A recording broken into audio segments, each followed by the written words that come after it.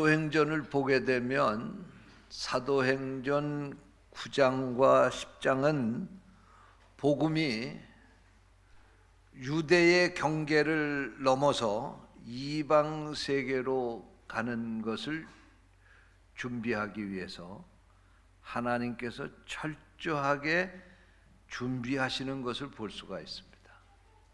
사도행전 9장에서는 하나님께서 사울이라고 하는 사람을 이방 선교의 도구로 세우시는 것을 볼 수가 있고, 사도행전 10장에서는 예루살렘 교회의 최고 지도자 베드로를 유대의 경계를 넘어서 사마리아로 그리고 가이사랴로 들어가게 하시는 것을 보게 됩니다.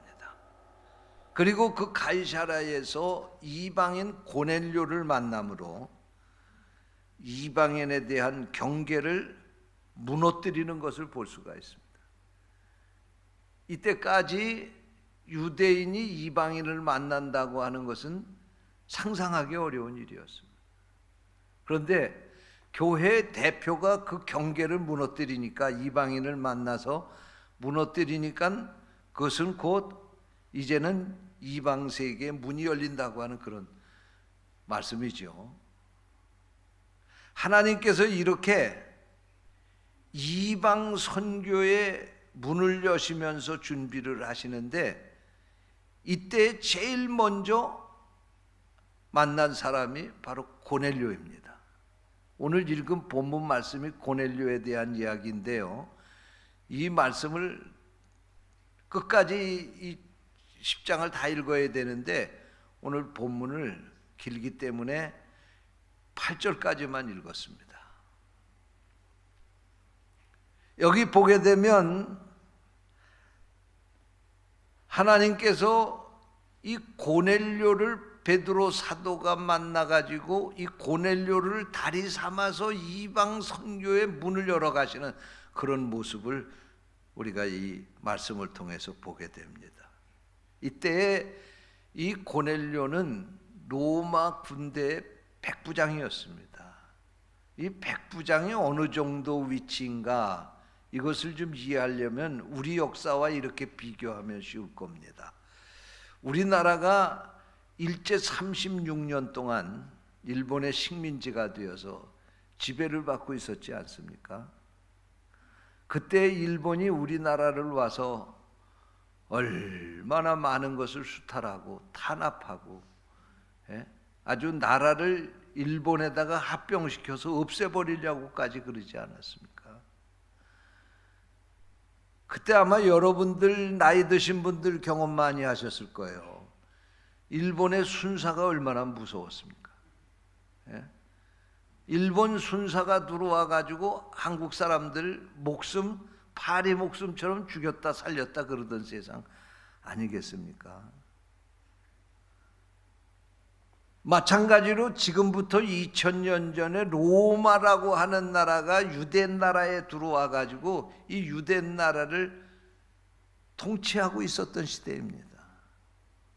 그때 로마 군대의 백부장이라고 하면 오늘날 군대의 한 중대장 정도 되는 위치입니다. 그러니까 부하를 100명을 거느리는 지휘관입니다. 여러분, 옛날 일제시대에 이 순사가 그 경찰 제일 쫄병 아닙니까? 제일 말단계급 아닙니까? 그런데도 그 순사가 이 지배하고 있는 대한민국의 백성들 줬다 폈다 죽였다 살렸다 그렇게 할 수 있는 권세를 가지고 있지 않았습니까? 그러면 그런 사람 순사를 100명을 거느린 지휘관이라고 하면 이 권세가 얼마나 대단한 거겠습니까? 이 고넬료라고 하는 사람이 바로 그런 사람이었습니다. 대단한 권세를 가지고 있었던 사람인데, 오늘 성경 말씀을 보니까 그가 하나님을 알게 된 겁니다. 할렐루야. 유대 백성들과 같이 어울려 살다가 하나님을 믿게 된 겁니다.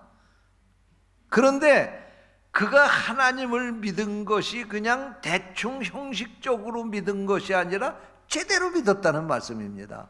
그래서 오늘 성경 본문의 말씀에 보니까 아하, 이 백부장 고넬료라고 하는 사람의 믿음이 대단한 믿음이구나, 우리가 본받아야 되겠구나 라고 하는 도전을 받게 됩니다. 저는 오늘 이 본문 말씀을 가지고 고넬료에게 배워야 합니다, 이런 제목으로 말씀을 전하려고 합니다. 성령께서 이 말씀을 듣는 우리를 깨우쳐 주시기를 원합니다. 첫째로 고넬료에게서 따라서 하시기 바랍니다. 참 믿음을 배워야 합니다. 고넬료가 가지고 있던 믿음이 참 믿음이었어요. 행함이 없는 믿음은 그 자체가 죽은 것이라고 했는데 고넬료는 살아있는 믿음을 가지고 있었습니다. 행함이 동반된 믿음을 가지고 있었습니다. 오늘 본문 1절 2절 말씀입니다. 가이사라에 고넬료라 하는 사람이 있으니 그가 경건하여 온 집으로 더불어 하나님을 경외하며 백성을 많이 구제하고 하나님께 항상 기도하더니. 여러분, 그가 경건해서 온 집으로 더불어 하나님을 경외하며 백성을 많이 구제하고 하나님께 항상 기도했다, 그런 말씀입니다. 여러분, 이 말씀은 이 고넬료가 어떤 믿음을 가지고 있는지를 우리에게 보여주는 말씀입니다. 당시에 로마 사람들은 황제를 숭배하며 살았습니다. 황제를 그들은 살아있는 신이라고 믿었습니다. 반면에 자기 민족을 로마로부터 해방시키지 못하는 유대 백성들이 믿는 하나님은 로마 사람들 눈에 볼 때에는 별 볼 일 없는 신이라고 생각을 했던 것입니다. 아니, 그 신이 지켜주면 이 나라를 이렇게 빼앗겨서 식민 통치하게 내버려 두겠습니까? 로마 사람들의 눈에 볼 때에는 하나님의 아들이라고 하는 예수가 힘없이 붙잡혀서 십자가에 죽으시는 모습을 보면서 저들이 믿는 신이야말로 별 볼 일 없는 신, 힘없는 신이라고 그렇게 생각했던 것입니다. 그런데 이 고넬료가 바로 로마 사람입니다. 그래도 그는 대단한 힘을 가진 군대 지휘관이었습니다. 이런 사람이 정말 하늘의 새도 떨어뜨릴 만큼 대단한 권세를 가진 사람이, 그래서 그 권세를 이용해서 유대인들을 괴롭히고 욕을 먹었어야 당연한 이 사람이 하나님을 믿은 것입니다. 하나님을 믿은 정도에 그친 것이 아니라 본문에서 더 내려가서 10장 22절 말씀에 보니까 유대 온 족속이 그를 칭찬했다, 그렇게 말씀한 것을 보게 되면 고넬료는 로마 사람답지 않게, 권세를 가진 사람답지 않게 유대인들에게 친절하고 자상하고 사랑을 실천하는 사람이었습니다. 그래서 그 믿음을 보면서 유대 사람들이 이 고넬료를 칭찬하게 되었다, 그런 말씀입니다. 여러분, 이런 행동이 어디서 나왔습니까? 믿음에서 나온 겁니다. 할렐루야. 여러분, 신앙의 깊이로 따지자고 하면 고넬료는 이제 교회에 등록한 초신자에 지나지 않는 그런 사람이었습니다. 예수 믿은 지 얼마 되지 않는 사람이었습니다. 그럼에도 불구하고 그는 기도했습니다. 구제하는 일에 힘썼습니다. 많은 사람들에게 정말 저 사람 하나님 잘 믿는 사람이다, 이렇게 칭송을 받고 존경을 받게 되었다는 말씀입니다. 그는 하나님에게도 사람들에게도 칭찬을 받은 사람이었습니다. 그렇습니다. 믿음으로 사는 사람은 하나님께, 사람에게 칭찬받는 사람이 되어야 할 줄로 믿습니다. 여러분, 우리가 신앙생활 잘하고 못하고 어디 가서 시험 봐서 결정하는 거 아니지 않습니까? 그런데 그 사람이 신앙생활 잘하는지 못하는지는 그의 삶의 현장에 가서 주변 사람들 얘기 들어보면 아는 거예요. 직장에 가서 얘기 들어보면 아무개 과장, 정말 저 사람 예수 믿는 사람 맞습니다. 정말 사는 게 다릅니다. 그리고 칭찬받으면 그 사람은 신앙생활 잘하는 사람이에요. 교회에서 아무리 성경 퀴즈에 1등 한다고 신앙생활 잘하는 겁니까? 교회에서 무슨 직분 받아서 신앙생활 잘하는 겁니까? 물론 직분을 주게 될 때 신앙생활 잘하는 사람들을 선별해서 주지요. 그러나 진짜 우리의 믿음이 참 믿음인지 아닌지는 하나님께서 아시고 주변 사람들이 함께 살면서 알게 되는 거예요. 오늘 여러분들의 믿음이 그런 믿음이 되시기를 주님의 이름으로 축원합니다. 여러분, 소금과 설탕을 보면 겉으로 볼 때는 잘 몰라요. 색깔도 비슷하고요, 물속에 넣으면 녹는 것도 비슷하고요. 그 겉으로 볼 때는 몰라요. 그러나 소금과 설탕이 다른 것이 있습니다. 소금은 살리는 역할을 하고 설탕은 죽이는 역할을 하는 거예요. 소금은 생명을 살리는 역할을 하는 거예요. 그래서 너희는 세상의 소금이니, 그리고 주님이 말씀하신 거예요. 그런데 설탕 많이 먹으면 그게 처음에는 괜찮지만 많이 먹으면 결국 그 생명을 해치게 되는 거예요. 여러분, 마찬가지입니다. 오늘 우리 성도들이 세상에 나가서 보게 될 때에 세상 사람들과 우리들을 비교해 보면 뭐 겉으로 볼 때는 아무것도 다를 것이 없어요. 그러나 그가 그곳에서 어떻게 사느냐에 따라서 그 사람이 크리스찬인지 아닌지를 구별할 수 있는 거예요. 그 사람이 정말 믿음을 가진 사람인지 안 가진 사람인지를 구별할 수 있는 거예요. 우리는 세상을 살리는 존재가 되어야 할 줄로 믿습니다. 우리는 세상에 어디 가서든지 사람들에게 칭찬받고 인정받는 이 세상에 꼭 필요한 사람이 되어야 할 줄로 믿습니다. 세상에서 필요한 사람은 지식이 많은 사람, 기술이 좋은 사람, 무슨 대단한 힘을 가진 사람이 아닙니다. 정말 이렇게 생명을 살리고 자기는 자체도 그렇게 드러내지 않지만 정말 이 세상을 건강하게 만들고 이웃을 행복하게 만들 수 있는 바로 이러한 사람이 필요한 세상인 것입니다. 오늘 여러분들이 그런 역할을 감당할 수 있게 되시기를 주님의 이름으로 축원합니다. 둘째로 우리가 고넬료에게서 배워야 될 게 있어요. 따라서 하시기 바랍니다. 대인관계를 배워야 합니다. 아멘. 대인관계를 배워야 돼요. 여러분, 신앙생활은 뭐냐? 하나님 사랑하고 이웃사랑 잘하면서 사는 게 신앙생활이에요. 예? 우리가 하나님 사랑하는 것은 하나님이 평가하실 거예요. 그러나 이웃을 사랑하는 것은 이웃이 우리를 어떻게 대하는가를 보면은 알 수가 있어요. 그게 바로 무슨 관계냐? 대인관계를 말하는 겁니다. 그런데 이 고넬료는 보니까 대인관계에 성공한 사람이에요.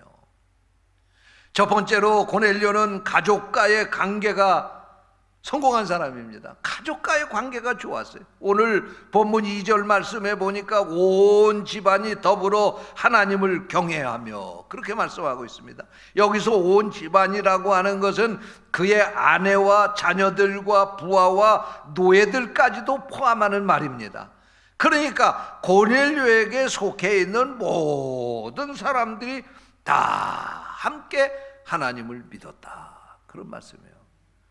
고넬료가 하나님을 믿고 나서 그가 어떻게 살았으면 그 가족들이 그렇게 이유 없이 다 인가기도가 될 수 있었을까요? 그가 그 가족에게서 먼저 믿은 자로서 그 역할을 잘했기 때문에 그렇습니다. 우리 남편 보니까 나도 예수 믿어야 돼. 우리 아버지 보니까 나도 예수 믿어야 돼. 우리 부모님 보니까 나도 교회 나가야 돼. 자녀들이 이런 마음을 가질 수 있게 해야 그가 신앙생활 잘하는 겁니다. 어떤 가정들은 부모가 역할 못해서 자식들이 신앙생활 안 하는 가정들 많이 있어요. 아내가 신앙생활 잘못하기 때문에 남편이 교회 안 나오는 가정들도 있어요. 여러분이 가족과의 대인관계가 잘 이루어질 수 있게 되시기를 축원합니다.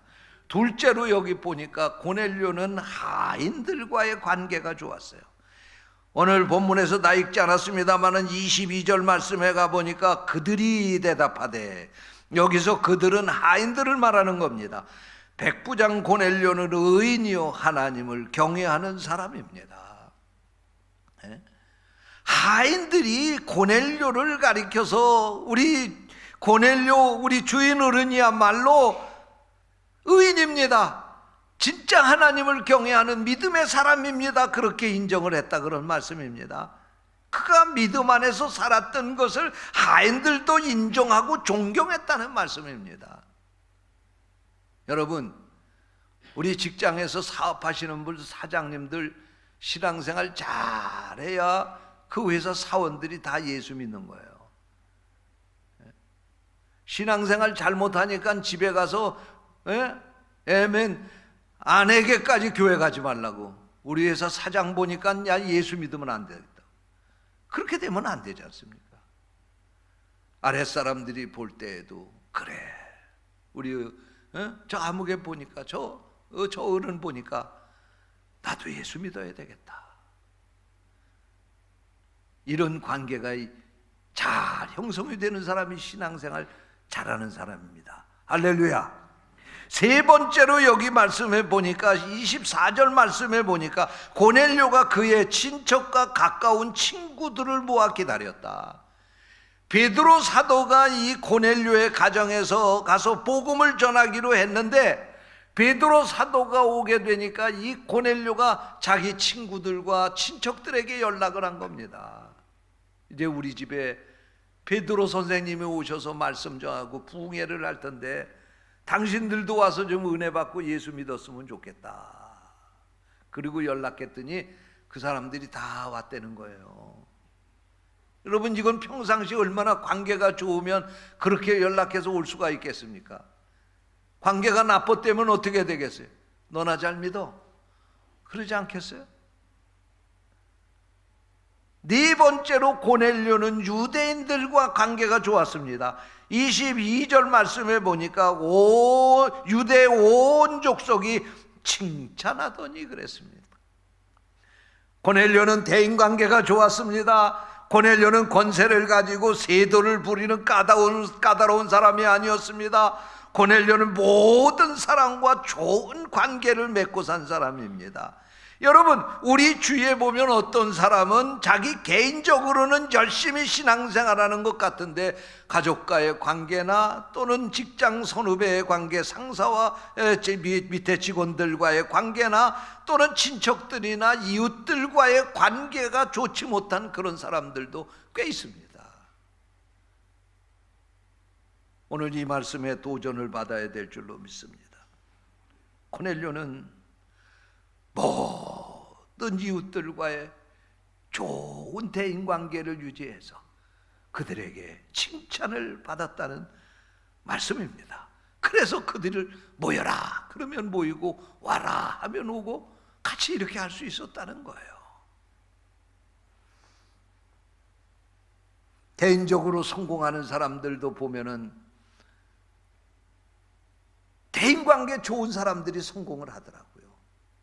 이 대인관계가 나쁜 사람은 그저 구멍가게 정도는 하나 할 수 있을지 몰라도 큰 사업하기는 어려운 거예요. 사람이 가까이 있질 않아요. 좋은 사람이 오지를 않아요. 여러분의 신앙이 좋은 대인관계를 맺고 살게 되시기를 주님의 이름으로 축원합니다. 셋째로 우리가 고넬료에게서 뭘 배워야 되느냐? 따라서 하시기 바랍니다. 겸손을 배워야 합니다. 그렇습니다. 겸손을 배워야 됩니다. 보세요. 25절 말씀해 보니까 마침 베드로가 들어올 때 고넬료가 맞아 발 앞에 엎드려 절하니 라고 말씀하고 있습니다.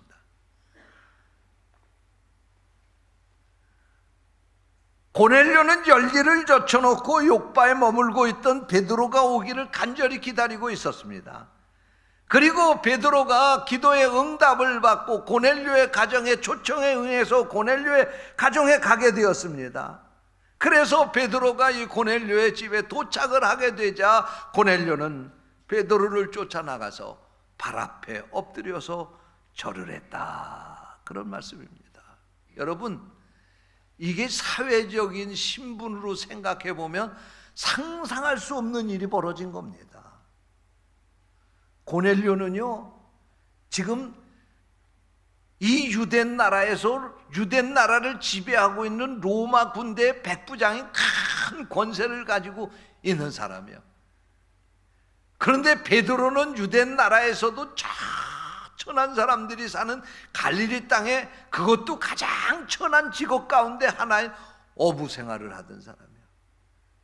예수 믿고 예수님의 제자가 되고 지금 사도가 되어서 이곳에 복음을 전하러 왔지만 아직까지 베드로의 몸에서는 비린내도 빠지지 않았을 거예요. 그런데 이 로마의 군대 백부장이 바로 그 천한 베드로 앞에 가서 무릎을 꿇고 그에게 절했다고 하는 것은, 이건 사회적인 신분상으로 생각해 보면 상상할 수 없는 큰 사건이 터진 겁니다. 어떻게 고넬료가 베드로 앞에 이렇게 할 수 있을까요? 바로 고넬료의 믿음이 고넬료를 이렇게 한 것입니다. 할렐루야. 여러분, 우리가 믿음 안에서 살게 될 때 겸손해야 될 줄로 믿습니다. 예수님은 마지막 만찬 석상에서 제자들의 발을 씻겨주시면서 너희들도 가서 이와 같이 행하라고 말씀하셨습니다. 그러므로 여러분, 신앙생활을 잘하는 것은 우리가 겸손하게 사는 것을 말씀하는 것입니다. 세상에 나가서는 우리가 열심히 살아서 세상에 높은 계급장을 붙이고 산다 할지라도 주님 앞에 나올 때, 믿음으로 살아갈 때는 그 계급장 다 떠버려버리고, 그리고 나는 아무것도 아닌 죄인이오시다 라고 하는 자세로 겸손하게 살아야 될 줄로 믿습니다. 제가 목회를 40년 넘게 하다 보니까요, 성도들이 교회에 올 때는요, 이 이마에다가 두 가지 중에 한 가지를 붙이고 오더라고요. 어떤 사람은요, 이마에다 뿔을 붙이고 와요. 염소, 소가 이렇게 뿔이 있으면 그걸로 뭐해요? 받아치잖아요. 받아치듯이. 이 사람은요, 신앙생활 하면서 뿔 달고 신앙생활 하는 거야. 자기보다 잘난 사람은 없어요. 기준이 자기야. 그러니까 자기 눈에 안 맞으면 다 받아치는 거야. 다 못마땅한 거야. 참 그런 사람들 보면 불행해요. 한 교회에서 한 목사의 설교를 듣고 신앙생활을 하면서도 어떤 사람은 은혜 받았다고 좋아서 기뻐가지고 싱글벙글 하면서 가는데, 와서 그 귀한 시간 내가지고 예배 드리면서 시험 들었다고 입이 대짜나 빠져가지고 눈 부릅뜨고 가는 사람, 그 도대체 뭐야 그거? 아니 그렇게 할 거 왜 신앙생활 하는 거예요?